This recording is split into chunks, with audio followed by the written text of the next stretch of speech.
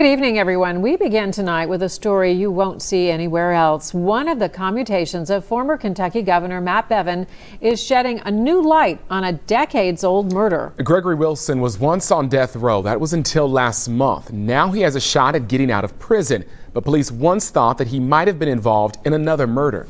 And tonight, that victim's son spoke exclusively to Walter Smith Randolph about why he hopes his mother's cold case gets new life. Walter. Good evening, Paula and Kyle. Back in 1987, Gregory Wilson raped Deborah Pooley right here at the Newport floodwall. Just a few days later, Peggy Goehr's body was discovered here, and police thought that Wilson might have something to do with it. Now that Wilson might walk free, Peggy Goehr's son has some questions for police and for Matt Bevin. That's me, my mother, my brother Greg. You know, here's barleycorn. Rob Minton was just 3 years old when his mother, Peggy Goehr, was found dead in Newport. She was found by some landscapers on the floodwall. The body of the 32-year-old mother of four was discovered just days before Deborah Pooley was found dead. Gregory Wilson was sentenced to death for Pooley's murder, but his sentence was commuted by former Kentucky Governor Matt Bevin, and now he's eligible for parole. I can't process the thought pattern behind Matt Bevin. He says he read through all that. There's no way he could have read through all them case files. Minton says if the former governor did read through the case files, he would have come across this 1987 Cincinnati Enquirer article, which shows Wilson was also implicated in Goehr's death.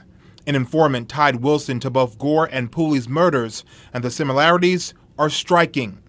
Pooley worked at Barleycorn's yacht club, and Wilson raped her at the floodwall, while Goehr frequented Barleycorn's and was found dead at the floodwall. My mom's body was found June 2nd, but, you know, Deborah right after that, it's insane.